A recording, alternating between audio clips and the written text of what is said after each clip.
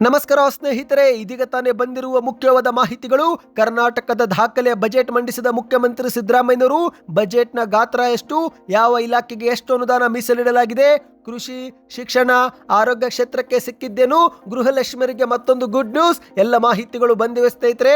ಹಿಂದುಳಿದ ಮತ್ತು ಅಲ್ಪಸಂಖ್ಯಾತರಿಗೂ ಕೂಡ ಬಂಪರ್ ಗುಡ್ ನ್ಯೂಸ್ ಕೊಟ್ಟ ಮುಖ್ಯಮಂತ್ರಿಯವರು. ವಿಡಿಯೋನ ನೀವು ಸ್ವಲ್ಪನೂ ಸ್ಕಿಪ್ ಮಾಡಬೇಡಿ. ಮಧ್ಯಪ್ರಿಯರಿಗೆ ಒಂದು ಶಾಕಿಂಗ್ ಸುದ್ದಿಯೂ ಕೂಡ ಬಂದಿದೆ. ಶೀಘ್ರವೇ ಮದ್ಯದ ಬೆಲೆ ಏರಿಕೆ ಆಗಲಿದೆ, ಯಾಕೆ ಎಂಬುದನ್ನು ಕೂಡ ನೋಡೋಣ.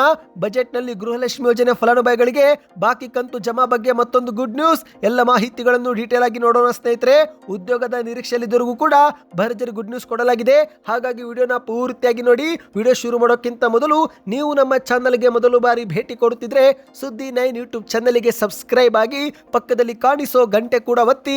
ಇದರಿಂದ ರಾಜ್ಯದ ಮಾಹಿತಿಗಳು ನಿಮಗೆ ಸಿಗುತ್ತಿರುತ್ತವೆ. ವಿಡಿಯೋಗೆ ಲೈಕ್ ಮಾಡಿ ಮತ್ತು ವಿಡಿಯೋ ಪೂರ್ತಿಯಾಗಿ ನೋಡಿ. ಬನ್ನಿ ಸ್ನೇಹಿತರೆ, ಎಲ್ಲ ಮಾಹಿತಿಗಳನ್ನು ಡೀಟೇಲ್ ಆಗಿ ನೋಡೋಣ.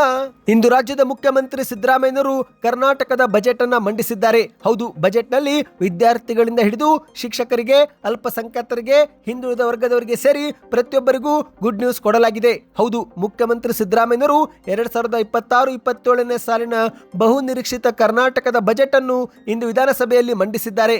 ಇದು ಸಿದ್ದರಾಮಯ್ಯನವರ 17ನೇ ದಾಖಲೆಯ ಬಜೆಟ್ ಆಗಿದ್ದು, ಈ ಬಾರಿಯ ಬಜೆಟ್ನ ಗಾತ್ರ 4.48 ಲಕ್ಷ ಕೋಟಿಗಳಾಗಿದೆ ಎಂದು ಹೇಳಲಾಗ್ತಾ ಇದೆ.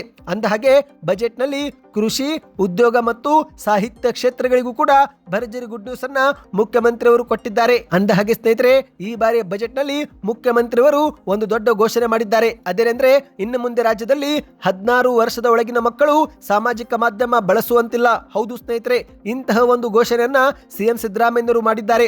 ಮಕ್ಕಳಿಗೆ ಸೋಷಿಯಲ್ ಮೀಡಿಯಾ ನಿಷೇಧ ಮಾಡುವ ಬಗ್ಗೆ ಸಿಎಂ ಅವರು ದೊಡ್ಡ ಘೋಷಣೆ ಮಾಡಿದ್ದಾರೆ. ಮಕ್ಕಳ ಭವಿಷ್ಯ ಮತ್ತು ಮಾನಸಿಕ ಆರೋಗ್ಯದ ಹಿತದೃಷ್ಟಿಯಿಂದ ಇನ್ನು ಮುಂದೆ ರಾಜ್ಯದಲ್ಲಿ 16 ವರ್ಷದ ಒಳಗಿನ ಮಕ್ಕಳು ಸಾಮಾಜಿಕ ಜಾಲತಾಣವನ್ನು ಬಳಸುವಂತಿಲ್ಲ. ಅಂತವರಿಗೆ ಸಂಪೂರ್ಣವಾಗಿ ನಿರ್ಬಂಧ ಹೇರುತ್ತೇವೆ ಎಂದು ಮುಖ್ಯಮಂತ್ರಿಯವರು ಹೇಳಿದ್ದಾರೆ.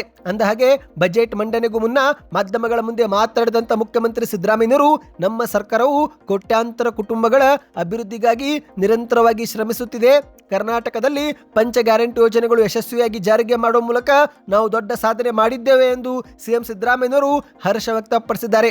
ಅಂದಹಾಗೆ ಸ್ನೇಹಿತರೆ, ಈ ವರ್ಷದ ಒಟ್ಟು ಬಜೆಟ್ನ ಗಾತ್ರ 4.48 ಲಕ್ಷ ಕೋಟಿಗಳಾಗಿದ್ದು, ಆದರೆ ಮತ್ತೊಂದೆಡೆಯಲ್ಲಿ ಕರ್ನಾಟಕದ ಒಟ್ಟು ಸಾಲದ ಪ್ರಮಾಣ ಇದೀಗ 8,24,000 ಕೋಟಿ ಮುಟ್ಟಿದೆ ಎಂದು ಹೇಳಲಾಗ್ತಾ ಇದೆ. ಇನ್ನು ಬಜೆಟ್ನಲ್ಲಿ ಉದ್ಯೋಗಕ್ಕೂ ಕೂಡ ಒತ್ತು ಕೊಡಲಾಗಿದೆ. ಹೌದು, ಸರ್ಕಾರಿ ಉದ್ಯೋಗದ ನಿರೀಕ್ಷೆಯಲ್ಲಿದ್ದಂಥ ಯುವಕರಿಗೆ ಸಿಹಿ ಸುದ್ದಿ ಸಿಕ್ಕಿದೆ. ನೇಮಕಾತಿಯ ಗರಿಷ್ಠ ವಯೋಮಿತಿಯಲ್ಲಿ 5 ವರ್ಷಗಳ ಸಡಿಲಿಕೆ ಸರ್ಕಾರ ಘೋಷಣೆ ಮಾಡಿದ್ದು, ಅಷ್ಟು ಮಾತ್ರವಲ್ಲದೆ ವಿವಿಧ ಇಲಾಖೆಗಳಲ್ಲಿ ಖಾಲಿ ಇರುವಂತಹ 56,000 ಸರ್ಕಾರಿ ಹುದ್ದೆಗಳ ಭರ್ತಿಗೆ ಅನುಮೋದನೆ ನೀಡಲಾಗಿದೆ ಎಂದು ಸಿಎಂ ಅವರು ಹೇಳಿಕೆಯನ್ನು ಕೊಟ್ಟಿದ್ದಾರೆ.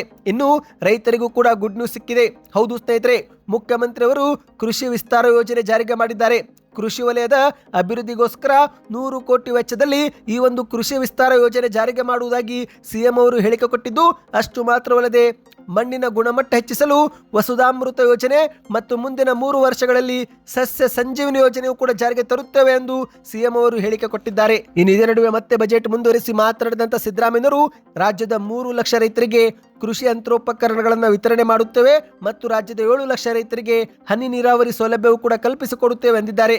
ಮಳೆ ನೀರನ್ನು ಸದ್ಬಳಕೆ ಮಾಡಿಕೊಳ್ಳಲು ರಾಜ್ಯಾದ್ಯಂತ 363 ಕೋಟಿ ವೆಚ್ಚದಲ್ಲಿ ಕೃಷಿ ಹೊಂಡಗಳನ್ನು ಕೂಡ ಸ್ಥಾಪಿಸುವುದಾಗಿ ಸಿಎಂ ಅವರು ಹೇಳಿದ್ದಾರೆ. ಸ್ನೇಹಿತರೆ, ನೀವು ಕೂಡ ರೈತರಾಗಿದ್ದರೆ ಕಮೆಂಟ್ ನಲ್ಲಿ ಗುಡ್ ನ್ಯೂಸ್ ಎಂದು ಕಮೆಂಟ್ ಮಾಡಿ. ಇನ್ನು ಬಜೆಟ್ ನಲ್ಲಿ ಮತ್ತೊಂದು ಘೋಷಣೆ ಏನೆಂದ್ರೆ, ಬೆಂಗಳೂರಿನಲ್ಲಿರುವ ವಿಕ್ಟೋರಿಯಾ ಆಸ್ಪತ್ರೆ ಹೆಸರು ಬದಲಾವಣೆ ಮಾಡಲಾಗಿದೆ. ಹೌದು ಸ್ನೇಹಿತರೆ, ಇನ್ನು ಮುಂದೆ ವಿಕ್ಟೋರಿಯಾ ಆಸ್ಪತ್ರೆ ಬದಲಿಗೆ ಶಾಂತವೇರಿ ಗೋಪಾಲಗೌಡ ಎಂಬ ಒಂದು ಮರುನಾಮಕರಣ ಮಾಡಲಾಗುವುದು ಎಂದು ಸಿಎಂ ಅವರು ಹೇಳಿದ್ದು, ಮತ್ತು ಇದರ ಜೊತೆಗೆ ರಾಜ್ಯಾದ್ಯಂತ 38 ಲಕ್ಷ ರೈತರಿಗೆ ಶೂನ್ಯ ಬಡ್ಡಿ ದರದಲ್ಲಿ ಸಾಲ ನೀಡುವ ಗುರಿಯೂ ಕೂಡ ಹಾಕಿಕೊಂಡಿದ್ದೇವೆ ಎಂದು ಬಜೆಟ್ ನಲ್ಲಿ ಹೇಳಿದ್ದಾರೆ. ಇನ್ನು ಬಜೆಟ್ ನಲ್ಲಿ ರಾಜಧಾನಿ ಬೆಂಗಳೂರಿಗೂ ಕೂಡ ಸಿಹಿ ಸುದ್ದಿ ಸಿಕ್ಕಿದೆ. ಹೌದು, ಬೆಂಗಳೂರಲ್ಲಿ ಸುರಂಗ ಮಾರ್ಗ ನಿರ್ಮಾಣಕ್ಕೆ ಅನುಮೋದನೆ ನೀಡಲಾಗುವುದು. ಇದಕ್ಕಾಗಿ 40,000 ಕೋಟಿ ಸರ್ಕಾರ ಖರ್ಚು ಮಾಡಲಿದೆ ಎಂದು ಸಿಎಂ ಅವರು ಹೇಳಿದ್ದಾರೆ. ಇನ್ನು ಶಿಕ್ಷಕರ ಹುದ್ದೆ ಆಕಾಂಕ್ಷಿಗಳಿಗೂ ಕೂಡ ಗುಡ್ ನ್ಯೂಸ್ ಸಿಕ್ಕಿದೆ. ಹೌದು, ರಾಜ್ಯಾದ್ಯಂತ ಶಾಲಾ ಕಾಲೇಜುಗಳಲ್ಲಿ ಖಾಲಿ ಇರುವ ಶಿಕ್ಷಕರ ಹುದ್ದೆಗಳನ್ನು ಶೀಘ್ರವೇ ಭರ್ತಿ ಮಾಡುವುದೆಂದಿದ್ದಾರೆ. ಇನ್ನು ಇದೇ ನಡುವೆ ವಿದ್ಯಾರ್ಥಿಗಳಿಗೂ ಕೂಡ ಸಿಹಿ ಸುದ್ದಿ. 1 ರಿಂದ 10ನೇ ತರಗತಿವರೆಗೆ ಇನ್ನು ಮುಂದೆ ಉಚಿತ ಶಿಕ್ಷಣ ಮತ್ತು PU ವಿದ್ಯಾರ್ಥಿಗಳಿಗೂ ಕೂಡ ಉಚಿತ ಪಠ್ಯ ಪುಸ್ತಕ ವಿತರಣೆ ಮಾಡುವುದಾಗಿ ಸಿಎಂ ಅವರು ಘೋಷಣೆ ಮಾಡಿದ್ದಾರೆ. ನಿಮ್ಮ ಮನೆಯಲ್ಲೂ ಕೂಡ ಶಾಲಾ ಕಾಲೇಜಿಗೆ ಹೋಗುವ ವಿದ್ಯಾರ್ಥಿಗಳಿದ್ದರೆ ಕಮೆಂಟ್ ಅಲ್ಲಿ ಯಾವ ತರಗತಿಯಲ್ಲಿ ಓದುತ್ತಿದ್ದಾರೆ ಎಂಬುದನ್ನ ಕಮೆಂಟ್ ಮಾಡಿ. ಇನ್ನು ಬಜೆಟ್ ಅಲ್ಲಿ ಗೃಹಲಕ್ಷ್ಮಿಯರಿಗೂ ಕೂಡ ಸಿಹಿ ಸುದ್ದಿ ಸಿಕ್ಕಿದೆ.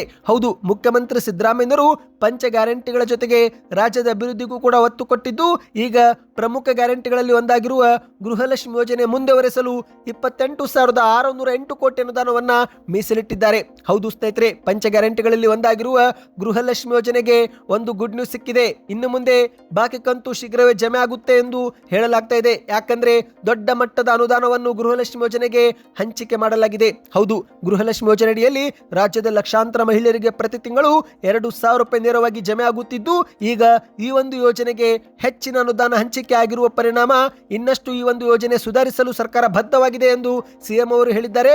ಮತ್ತು ಬಾಕಿ ಕಂತುಗಳು ಕೂಡ ಶೀಘ್ರವೇ ಜಮೆ ಆಗುವುದು ಎಂದು ಹೇಳಲಾಗ್ತಾ ಇದೆ. ಹೌದು, ಗೃಹಲಕ್ಷ್ಮಿ ಯೋಜನೆ ಮೂಲಕ ಮಹಿಳೆಯರ ಆರ್ಥಿಕ ಸಬಲೀಕರಣಕ್ಕೆ ನಮ್ಮ ಸರ್ಕಾರ ಬದ್ಧವಾಗಿದೆ ಎಂದ ಸಿಎಂ ಸಿದ್ದರಾಮಯ್ಯನವರು ಗ್ಯಾರಂಟಿ ಯೋಜನೆಗಳು ಜನಸಾಮಾನ್ಯರ ಆರ್ಥಿಕ ಸ್ಥಿತಿಯನ್ನು ಕೂಡ ಸುಧಾರಿಸುವಲ್ಲಿ ಮಹತ್ವದ ಪಾತ್ರ ವಹಿಸುತ್ತಿವೆ ಎಂದು ಬಜೆಟ್ ಮಧ್ಯೆ ಮುಖ್ಯಮಂತ್ರಿಯವರು ತಿಳಿಸಿದ್ದಾರೆ. ಇನ್ನು ಬಜೆಟ್ನಲ್ಲಿ ಬೆಂಗಳೂರಿಗೆ ಮತ್ತೊಂದು ಸಿಹಿ ಸುದ್ದಿ ಕೊಡಲಾಗಿದೆ. ಅದೇನೆಂದರೆ, ರಾಜಧಾನಿ ಬೆಂಗಳೂರಲ್ಲಿ ಸ್ತನ ಹಾಗೂ ಗರ್ಭಕೋಶ ಕ್ಯಾನ್ಸರ್ ಲಸಿಕಾ ಕೇಂದ್ರ ಸ್ಥಾಪನೆ ಮಾಡುವುದಾಗಿ ಸಿಎಂ ಅವರು ಹೇಳಿದ್ದಾರೆ. ಇನ್ನು ಉಳಿದಂತೆ ಇತರೆ ಜಿಲ್ಲೆಗಳಾಗಿರುವ ರಾಯಚೂರು, ಬಾಗಲಕೋಟೆ, ವಿಜಯಪುರ, ಬೀದರ್, ಕೊಪ್ಪಳ, ಚಿತ್ರದುರ್ಗ, ಮಂಡ್ಯ, ಭದ್ರಾವತಿ ಮತ್ತು KGF ಈ ಒಂದು ಜಿಲ್ಲೆಗಳಲ್ಲಿ ESI ಆಸ್ಪತ್ರೆಗಳ ಉನ್ನತೀಕರಣಕ್ಕೂ ಕೂಡ ಅನುದಾನವನ್ನು ಮುಖ್ಯಮಂತ್ರಿಯವರು ಘೋಷಣೆ ಮಾಡಿದ್ದಾರೆ. ಇನ್ನು ವಿಜಯಪುರ ಜಿಲ್ಲೆಯಲ್ಲಿ 12,000 ಮೆಟ್ರಿಕ್ ಟನ್ ಸಾಮರ್ಥ್ಯದ ಶೀತಲ ಗೃಹ ನಿರ್ಮಾಣ ಘಟಕ ಸ್ಥಾಪನೆ ಮಾಡುವುದಾಗಿಯೂ ಕೂಡ ಸಿಎಂ ಅವರು ಹೇಳಿಕೆ ಕೊಟ್ಟಿದ್ದಾರೆ.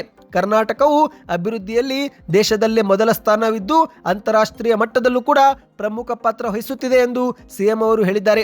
ಒಟ್ಟಿನಲ್ಲಿ ಸ್ನೇಹಿತರೆ, ಮುಖ್ಯಮಂತ್ರಿ ಸಿದ್ದರಾಮಯ್ಯನವರು ಇಂದು ಬಜೆಟ್ನಲ್ಲಿ ಗ್ಯಾರಂಟಿ ಯೋಜನೆಗಳ ಜೊತೆಗೆ ಆರೋಗ್ಯ, ಮೂಲ ಸೌಕರ್ಯ ಹಾಗೂ ಕೃಷಿ ಕ್ಷೇತ್ರಗಳಿಗೂ ಕೂಡ ಹೆಚ್ಚಿನ ಒತ್ತು ಕೊಟ್ಟಿದ್ದು ಒಂದು ಗುಡ್ ನ್ಯೂಸ್ ಆಗಿದೆ. ಇನ್ನು ಈ ಬಾರಿ ಬಜೆಟ್ ಅಲ್ಲಿ ಮದ್ಯಪ್ರಿಯರಿಗೆ ಒಂದು ಶಾಕಿಂಗ್ ಸುದ್ದಿ ಕೊಡಲಾಗಿದೆ. ಹೌದು ಸ್ನೇಹಿತರೆ, ಮುಖ್ಯಮಂತ್ರಿಯವರು ಈ ಬಾರಿಯ ಬಜೆಟ್ ನಲ್ಲಿ ಅಬಕಾರಿ ಇಲಾಖೆಯ ಆದಾಯವನ್ನು ಗಣನೀಯವಾಗಿ ಹೆಚ್ಚಿಗೆ ಮಾಡುವ ಹೊಸ ತಂತ್ರವೊಂದು ಘೋಷಣೆ ಮಾಡಿದ್ದಾರೆ. ಅದೇನೆಂದ್ರೆ, ಮದ್ಯದಲ್ಲಿ ಇರುವಂತಹ ಆಲ್ಕೋಹಾಲ್ ಅಂಶದ ಆಧಾರದ ಮೇಲೆ ಇನ್ನು ಮುಂದೆ ತೆರಿಗೆ ವಿಧಿಸುವ ವ್ಯವಸ್ಥೆ ಜಾರಿಗೆ ಮಾಡುವ ಬಗ್ಗೆ ಮುಖ್ಯಮಂತ್ರಿಯವರು ಹೇಳಿದ್ದಾರೆ. ಈ ಒಂದು ಹೊಸ ನೀತಿಯ ಪ್ರಕಾರ ಮದ್ಯದ ಆಲ್ಕೋಹಾಲ್ ಪ್ರಮಾಣ ಹೆಚ್ಚಿಗೆ ಆದಷ್ಟು ತೆರಿಗೆಯೂ ಕೂಡ ಹೆಚ್ಚಾಗುತ್ತೆ. ಹೌದು ಸ್ನೇಹಿತರೆ, ಬಾಟಲ್ಗಳ ಮೇಲೆ ಆಲ್ಕೋಹಾಲ್ನ ಒಂದು ಅಂಶವಿರುತ್ತೆ. ಇನ್ನು ಮುಂದೆ ಕಡಿಮೆ ಆಲ್ಕೋಹಾಲ್ ಅಂಶವಿದ್ರೆ ಆ ಒಂದು ಮದ್ಯಕ್ಕೆ ಕಡಿಮೆ ತೆರಿಗೆ ವಿಧಿಸಲಾಗುತ್ತೆ. ಒಂದೊಮ್ಮೆ ಹೆಚ್ಚು ಆಲ್ಕೋಹಾಲ್ ಅಂಶವಿದ್ರೆ ಆ ಮದ್ಯಕ್ಕೆ ಹೆಚ್ಚಿನ ತೆರಿಗೆ ವಿಧಿಸಲಾಗುವುದೆಂದು ಬಜೆಟ್ನಲ್ಲಿ ಸಿಎಂ ಅವರು ಹೇಳಿದ್ದಾರೆ. ಹೌದು, ಈ ಮೂಲಕ ಮದ್ಯದ ಬೆಲೆಯಲ್ಲಿ ಶೀಘ್ರವೇ ಏರಿಕೆ ನಾವು ಕಾಣಲಿದ್ದೇವೆ ಸ್ನೇಹಿತರೆ. ಈ ಒಂದು ನಿರ್ಧಾರದ ಹಿಂದಿನ ಉದ್ದೇಶವೇನೆಂದರೆ, ಮೊದಲಿಗೆ ಅಬಕಾರಿ ಇಲಾಖೆ ಆದಾಯವನ್ನು ಹೆಚ್ಚಿಗೆ ಮಾಡುವುದು, ಎರಡನೇದಾಗಿ ಹೆಚ್ಚು ಆಲ್ಕೋಹಾಲ್ ಅಂಶವಿರುವ ಮದ್ಯದ ಬಳಕೆಯನ್ನು ನಿಯಂತ್ರಿಸುವುದು ಕೂಡ ಆಗಿದೆ ಎಂದು ಸಿಎಂ ಅವರು ವಿವರಿಸಿದ್ದಾರೆ. ಅಂದ್ರೆ ಹೆಚ್ಚು ಆಲ್ಕೋಹಾಲ್ ಅಂಶವಿರುವ ಮದ್ಯ ಸೇವನೆ ಮಾಡಿದರೆ ಆರೋಗ್ಯಕ್ಕೆ ತುಂಬಾ ಕೆಟ್ಟ ಪರಿಣಾಮ ಬೀರುತ್ತಿದ್ದು, ಹಾಗಾಗಿ ಇದನ್ನು ನಿಯಂತ್ರಿಸುವ ಸಲುವಾಗಿ ಹೆಚ್ಚು ಆಲ್ಕೋಹಾಲ್ ಇರುವ ಮದ್ಯದ ಬೆಲೆಯನ್ನು ಏರಿಕೆ ಮಾಡಲಾಗುವುದು ಎಂದು ಸಿಎಂ ಅವರು ಹೇಳಿಕೆ ಕೊಟ್ಟಿದ್ದಾರೆ. ಇನ್ನು ಮಾಹಿತಿಯ ಪ್ರಕಾರ ಕಳೆದ ವರ್ಷ ಅಬಕಾರಿ ಇಲಾಖೆಯು ತನ್ನ ಆದಾಯದ ಗುರಿಯನ್ನ ಮುಟ್ಟಿಲ್ಲವಂತೆ. ಹೌದು ಸ್ನೇಹಿತರೆ, ಫೆಬ್ರವರಿ ಅಂತ್ಯದವರೆಗೆ ಅಬಕಾರಿ ಇಲಾಖೆಯಿಂದ 36,492 ಕೋಟಿ ರಾಜಸ್ವ ಸಂಗ್ರಹವಾಗಿತ್ತು. ಆದರೆ ಈ ಒಂದು ವರ್ಷ ಸರ್ಕಾರ 45,000 ಕೋಟಿಯ ರಾಜಸ್ವ ಸಂಗ್ರಹಿಸುವ ಗುರಿಯನ್ನು ಇಟ್ಟುಕೊಂಡಿದೆ. ಈ ಒಂದು ಹೊಸ ತೆರಿಗೆ ನೀತಿ ವ್ಯವಸ್ಥೆಯಿಂದ ಗುರಿ ಸಾಧಿಸಲು ಸಹಾಯವಾಗಲಿದೆ ಎಂದು ಅಂದಾಜು ಮಾಡಲಾಗಿದೆ ಸ್ನೇಹಿತರೆ. ಶೀಘ್ರವೇ ಮದ್ಯದ ಬೆಲೆಯಲ್ಲಿ ನಾವು ಏರಿಕೆ ಕಾಣಬಹುದಾಗಿದೆ. ಇನ್ನು ಬನ್ನಿ ಸ್ನೇಹಿತರೆ, ಬಜೆಟ್ ಅಲ್ಲಿ ಇನ್ನೂ ಕೆಲವು ಘೋಷಣೆಗಳನ್ನ ಮಾಡಲಾಗಿದೆ, ಅದು ಕೂಡ ನೋಡೋಣ. ದಯವಿಟ್ಟು ವಿಡಿಯೋಗೆ ಲೈಕ್ ಮಾಡಿಲ್ಲವೆಂದ್ರೆ ಲೈಕ್ ಮಾಡಿ. ಈ ಮೊದಲು ಹೇಳಿದಂತೆ 16 ವರ್ಷದ ಒಳಗಿನ ಮಕ್ಕಳು ಇನ್ನು ಮುಂದೆ ಸಾಮಾಜಿಕ ಮಾಧ್ಯಮ ಬಳಸುವಂತಿಲ್ಲ ಮತ್ತು ರಾಜ್ಯದ 11 ಜಿಲ್ಲೆಗಳಲ್ಲಿ 12 ಹೊಸ ಪೊಲೀಸ್ ಠಾಣೆ ಆರಂಭ ಮಾಡಲಾಗುತ್ತೆ ಎಂದು ಹೇಳಲಾಗ್ತಾ ಇದೆ. ಇನ್ನು ಅದೇ ರೀತಿ ರೈತರಿಗೆ 36 ಲಕ್ಷ ರೈತರಿಗೆ ಶೂನ್ಯ ಬಡ್ಡಿ ದರದಲ್ಲಿ ಸಾಲ ಕೊಡಲಾಗುವುದೆಂದು ಕೂಡ ಹೇಳಲಾಗ್ತಾ ಇದೆ. 7 ಲಕ್ಷ ರೈತರಿಗೆ ಹನಿ ನೀರಾವರಿ ಸ್ಥಾಪನೆ, 3 ಲಕ್ಷ ರೈತರಿಗೆ ಕೃಷಿ ಯಂತ್ರೋಪಕರಣ ವಿತರಣೆ, 363 ಕೋಟಿ ವೆಚ್ಚದಲ್ಲಿ ಕೃಷಿ ಹೊಂಡ ಸ್ಥಾಪನೆ, 468 ಕೋಟಿ ವೆಚ್ಚದಲ್ಲಿ ಬಿತ್ತನೆ ಬೀಜ ವಿತರಣೆ, ಬೆಳಗಾವಿ ಮತ್ತು ಕಲಬುರಗಿಯಲ್ಲಿ ಕುರಿ ಸಾಕಾಣಿಕೆ ಮಾಡುವವರಿಗೆ ಪ್ರೋತ್ಸಾಹ ಧನ ಕೊಡುವುದು ಮತ್ತು ಬೆಂಗಳೂರಲ್ಲಿ ಚಿರತೆ ಹಾವಳಿ ತಡೆಗಟ್ಟಲು ಬನ್ನೇರುಘಟ್ಟದಲ್ಲಿ 5 ಕೋಟಿ ವೆಚ್ಚದಲ್ಲಿ ಚಿರತೆಯ ಪುನರ್ವಸತಿ ಕೇಂದ್ರ ಸ್ಥಾಪನೆ ಮಾಡಲಾಗುವುದು ಎಂದು ಸಿಎಂ ಅವರು ಹೇಳಿದ್ದಾರೆ. ಇನ್ನು ಇಲ್ಲಿ ರೈತರಿಗೆ ಮತ್ತೊಂದು ಗುಡ್ ನ್ಯೂಸ್ ಏನೆಂದರೆ, ಪ್ರತಿ ತಾಲೂಕಲ್ಲಿ ರೈತರ ಮಾಲ್ ಅನ್ನ ಸ್ಥಾಪನೆ ಮಾಡ್ತಾರಂತೆ. ಹೌದು ಸ್ನೇಹಿತರೆ, MSIL ವತಿಯಿಂದ ರೈತರ ಮಾಲ್ಗಳನ್ನು ಸ್ಥಾಪನೆ ಮಾಡಲಾಗುತ್ತೆ ಎಂದು ಕೂಡ ಸಿಎಂ ಅವರು ಹೇಳಿಕೆ ಕೊಟ್ಟಿದ್ದಾರೆ. ಇನ್ನು ಅದೇ ರೀತಿ ಪ್ರವಾಸೋದ್ಯಮಕ್ಕೂ ಕೂಡ ಬಜೆಟ್ನಲ್ಲಿ ಒತ್ತು ಕೊಡಲಾಗಿದೆ. ಕುಕ್ಕೆ ಸುಬ್ರಹ್ಮಣ್ಯ ದೇವಾಲಯದ ಪ್ರಾಧಿಕಾರ ರಚನೆ ಮಾಡುವುದಾಗಿ ಹೇಳಿದ್ದಾರೆ. ಕೊಲ್ಲೂರು ಮೂಕಾಂಬಿಯ ದೇವಾಲಯ ಪ್ರಾಧಿಕಾರ ರಚನೆ ಮತ್ತು ಅದೇ ರೀತಿ ವಾರಾಣಸಿಯಲ್ಲಿ ಕರ್ನಾಟಕದವರಿಗೆ ಹೊಸ ಛತ್ರ ನಿರ್ಮಾಣ ಮಾಡಲಾಗುತ್ತೆ.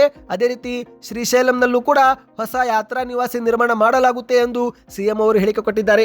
ಬಜೆಟ್ ಬಗ್ಗೆ ಇನ್ನಷ್ಟು ಮಾಹಿತಿ ಬೇಕಂದ್ರೆ ಕಮೆಂಟ್ನಲ್ಲಿ ಬಜೆಟ್ ಎಂದು ಕಮೆಂಟ್ ಮಾಡಿ. ಮಾಹಿತಿ ಇಷ್ಟವೆನಿಸಿದರೆ ಚಾನಲ್ಗೆ ಸಬ್ಸ್ಕ್ರೈಬ್ ಆಗಿ.